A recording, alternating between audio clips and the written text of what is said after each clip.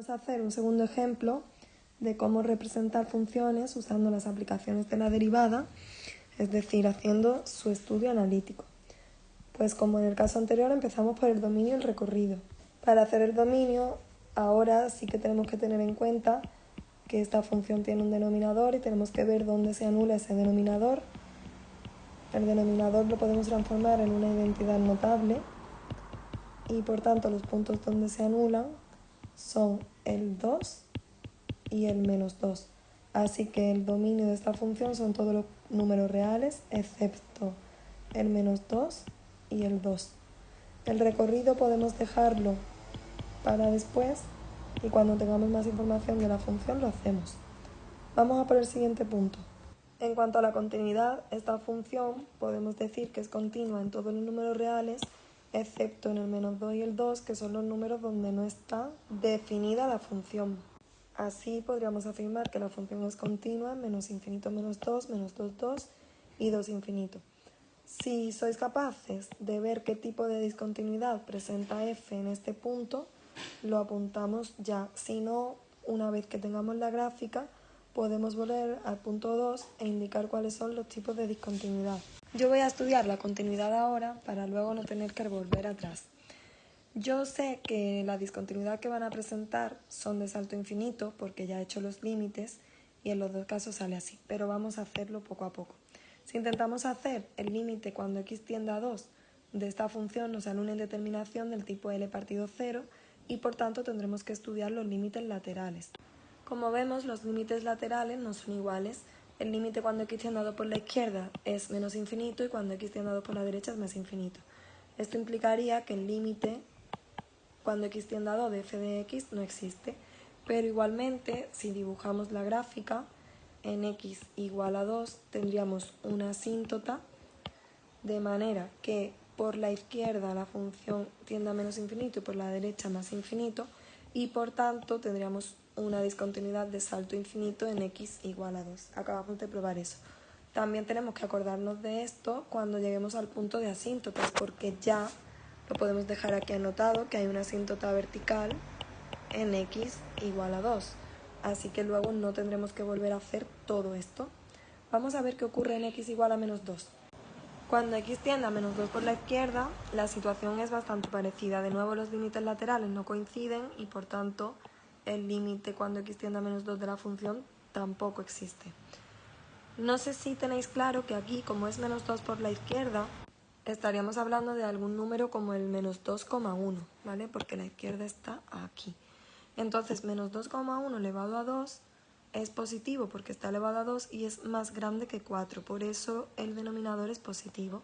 Y ya sabéis que el numerador era negativo, así que esto es negativo. Aquí, como es menos 2 por la derecha, estaríamos hablando de, por ejemplo, menos 1,9. Menos 1,9 elevado a 2 también es positivo, pero es un poquito más pequeño que 4. Entonces, algo más pequeñito que 4, menos 4, es negativo y como el numerador ya era negativo, pues menos entre menos, más y por tanto esto es más infinito. De nuevo, si dibujamos la gráfica de esta situación, obtenemos una asíntota vertical en x igual a menos 2 a la que la función se acerca bajando por la izquierda y subiendo por la derecha. Entonces, también podemos afirmar que tenemos una discontinuidad de salto infinito en x igual a menos 2. Igual que pasaba antes, ya hemos demostrado que hay una asíntota vertical en x igual a menos 2. Y tampoco tendremos que volver a hacerlo. Lo dejamos aquí anotado y después cuando lo escribamos haremos referencia al apartado 2, donde ya lo hemos escrito. Ya tenemos alguna información, así que podemos ir representando esta información en una gráfica. Ya sabemos que en x igual a menos 2 y en x igual a 2 va a haber una asíntota vertical y que la función se acercaba bajando por la izquierda y subiendo por la derecha en ambos casos. Así que lo vamos a dejar aquí dibujadito para luego juntar toda esta información con lo que nos vaya saliendo a partir de ahora. Para calcular los puntos de corte con el eje x teníamos que hacer f de x igual a 0, es decir, resolver esta ecuación que como f de x es esta función, en este caso sale de aquí. Esto solo es 0 cuando la x es 0. Entonces nos saldría este punto, que lo podemos llamar el punto A. El punto A es el 0, 0, entonces lo señalamos aquí porque la función va a pasar por aquí. Como este punto está aquí, ya sabemos que el corte con el eje Y también va a ser el mismo. Y ya sabemos que no puede haber ningún otro punto de corte con el eje Y. De todas maneras lo vamos a escribir. Efectivamente sale el mismo punto que ya lo hemos representado aquí. Vamos a ver la monotonía de esta función. Y para esto ya tenemos que recurrir al cálculo de la primera derivada y ver en qué puntos esta primera derivada se anula. La primera derivada, como es la derivada de un cociente, sería derivada del primero por el segundo sin derivar, menos el primero sin derivar por el segundo derivado, y todo esto partido el denominador al cuadrado. Ahora agrupamos un poco el numerador y obtenemos una expresión más simplificada. Hemos llegado a esta expresión, que es lo mismo sacando factor común el menos que x cuadrado más 4 partido x cuadrado menos 4 elevado a 2. ¿Cuándo es eso 0? Pues como es una fracción, realmente esa expresión será 0 cuando el numerador de la misma se anule, porque si igualamos esto a 0, esto pasaría multiplicando, quedaría 0 de nuevo, y entonces eso se anula cuando x cuadrado más 4 es igual a 0. Y eso es cuando x cuadrado es igual a menos 4. Pero esto no es posible. ¿Por qué? Porque no puede suceder que un número elevado a 2, que siempre es positivo, sea igual a un número negativo. Así que esto no pasa. Y por tanto, podemos decir que la primera derivada nunca se anula. Entonces, para la tabla en la que estudiaremos el crecimiento y el decrecimiento, en este caso no vamos a tener puntos donde la primera derivada se anule, pero sí tenemos dos puntos que no están en el dominio, el menos 2 y 2, y esos son los puntos que nos van a determinar los distintos intervalos. A ver, ¿cuántos intervalos salen? Pues si tenemos el menos 2 y el 2 y ninguno más, tendríamos el intervalo menos infinito menos 2, el menos 2, 2, y el 2 más infinito. Tendríamos estos tres intervalos. Vamos a hacer la tablilla. Tendremos que estudiar el signo de la primera derivada en cada uno de esos intervalos. Empezamos por el intervalo menos infinito menos 2. Un número de ese intervalo sería el menos 3, por ejemplo. Pues sustituimos menos 3 en esta expresión.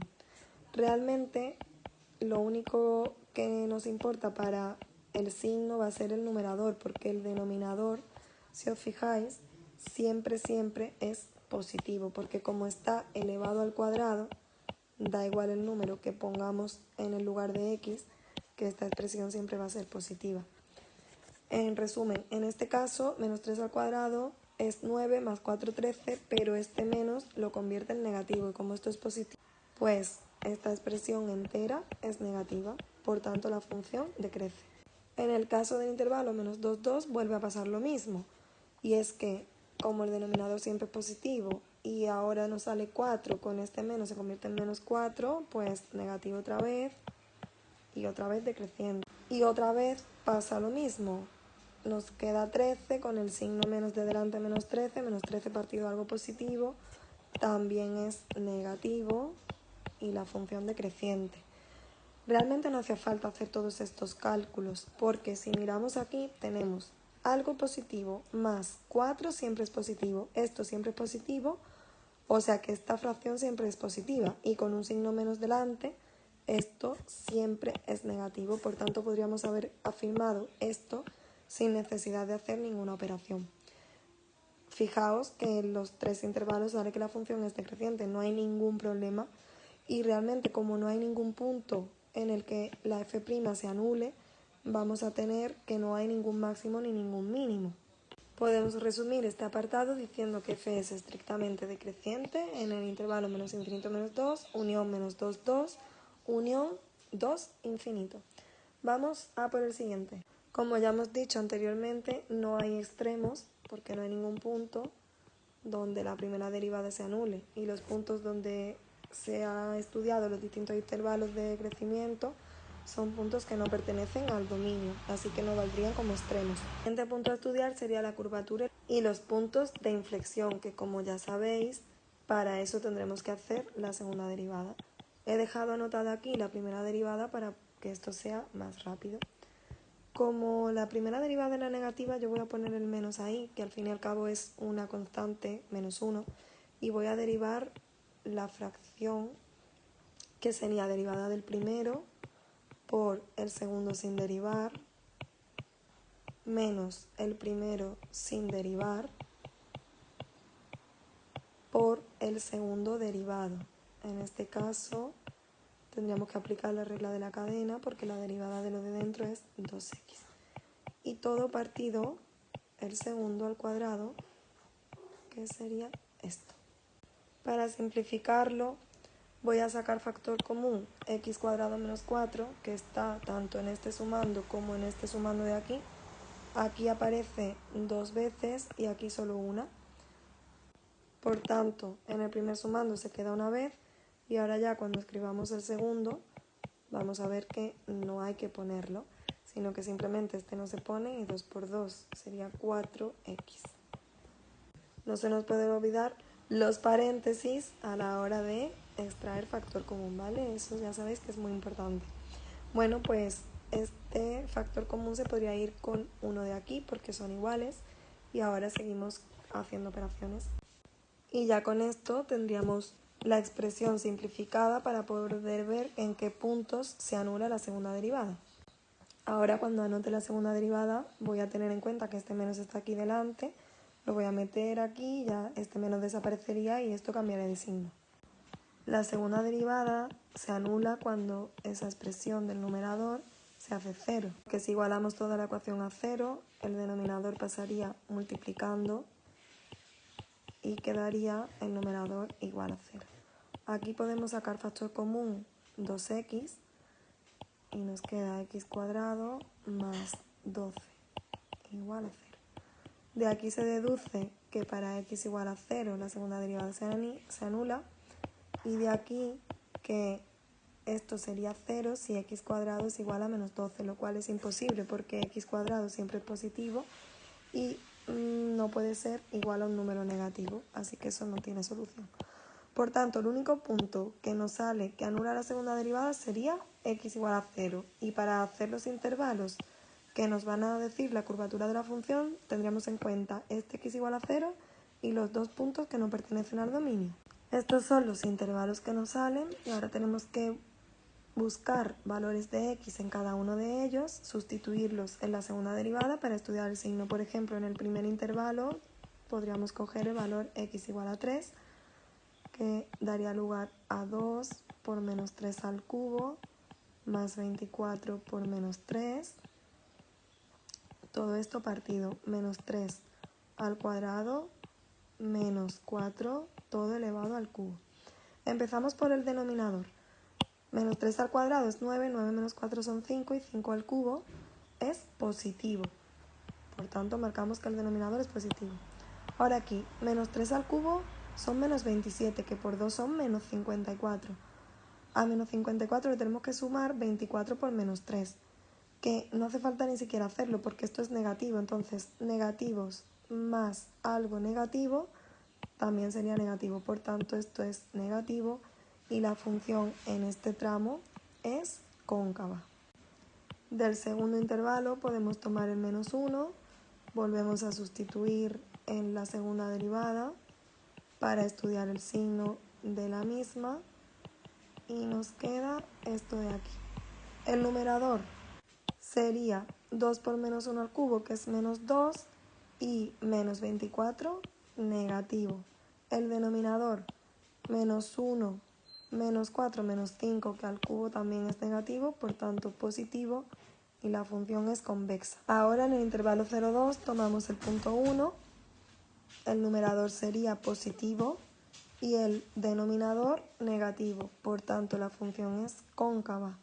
Y por último, en el intervalo 2 más infinito, vamos a tomar el valor 3. El numerador sería 2 por 3 al cubo más 24 por 3, que es positivo. Y el denominador sería 3 al cuadrado más 4, que son 9 más 4, 13 elevado a 3, positivo también. Por tanto, la función es convexa. Esto lo tenemos que tener en mente a la hora de dibujarla para ver si de verdad se cumple. Pero realmente todavía no tenemos todos los datos para poder dibujar esta función, porque no sabemos si esta rama empieza aquí, si hace así, si viene más inclinada, menos, y eso cómo lo podemos estudiar. Eso lo haremos con los límites, el cálculo de asíntotas y esos puntos que nos faltan. Pero antes no se nos puede olvidar los puntos de inflexión. En este caso, el valor donde se anulaba la segunda derivada era x igual a 0 y efectivamente en x igual a 0 la función cambia de convexa a cóncava. Por tanto, en x igual a 0 va a haber un punto de inflexión. Solo nos queda calcular su valor. Su valor sería f de 0, que cambiando aquí la x por 0 nos queda 0 partido menos 4, que es igual a 0. Lo dejamos escrito y también vamos a dejar un resumen de esta tabla. Por las asíntotas, ya vimos en el apartado de continuidad que había asíntota vertical en x igual a menos 2 y en x igual a 2. Veamos si hay asíntota horizontal. Tenemos que estudiar el límite cuando x tiende a más y menos infinito. En este caso el resultado es el mismo porque como el denominador es mayor que el numerador, el resultado sería 0. Esto indica que va a haber asíntota horizontal en y igual a 0. Cuando se pone asíntota horizontal es que es por la derecha y por la izquierda, o sea que tendremos que mirar tanto por aquí como por aquí. Por eso decía que el resultado daba igual. Entonces, ahora sí que podemos tener una pequeña idea, pero antes vamos a seguir. Como hay asíntota horizontal, ya sabemos que no puede haber asíntota oblicua. Y además es que necesitábamos que el grado del numerador fuera 1 mayor que el del denominador. Y no se cumple, así que podemos quedarnos tranquilos y tranquilas que no hay asíntota oblicua. Tenemos toda esta información para empezar a hacer un dibujo más exhaustivo de nuestra función. La función en el intervalo menos infinito menos 2 era decreciente y además sabemos que es cóncava y que hay una asíntota horizontal aquí. Si hay una asíntota horizontal significa que se tiene que acercar o por aquí o por aquí. Pero claro, no se puede acercar por aquí porque si no tendría que hacer algo así y eso no puede ser. Así que esto indica que la función será de esta forma. Por otro lado, en el intervalo 2 más infinito también era decreciente y además es convexa. Como hay una asíntota horizontal en igual a 0, pues esto haría algo así. Vale, nos queda esta zona. En menos 2, 0 es convexa y en 0, 2 es cóncava y en el punto 0, 0 había un punto de corte con los ejes. Así que esto va a ser así seguro. Y ya está, ya tenemos nuestra gráfica dibujada. Nos queda muy poquito para acabar. Solo nos quedarían los límites que ya los hemos hecho. Hicimos los límites cuando x tiende a menos 2 y a 2 en el apartado de continuidad. Y aquí en el apartado de asíntotas hemos hecho los límites en el infinito, así que esto está acabado. La simetría y la periodicidad periódica está claro que no es. Y simétrica, pues parece que sí. Parece que presenta simetría impar. Porque si dobláramos por aquí y después por aquí, la función tiene pinta de que se va a repetir. Pero esto hay una manera analítica de hacerlo que vamos a ver aquí. Una función es simétrica impar si cumple esto de aquí. Entonces usaremos la expresión de nuestra función y la evaluaremos en menos x. Veamos si cumple esa característica. Esto sería menos x al cuadrado menos 4. Esto es menos x partido x cuadrado menos 4, que en efecto es esto, que es igual a menos f de x. O sea que f de menos x es igual a menos f de x, como nos pedía la condición de simetría impar. Entonces podemos volver aquí y decir que sí, que esta función es simétrica impar. Y con esto ya sí que hemos acabado. Si queréis ser un poco más rigurosos a la hora de dibujar, podéis dar algún valor para x igual a 4 o x igual a 5 para que esta curva quede un poco mejor.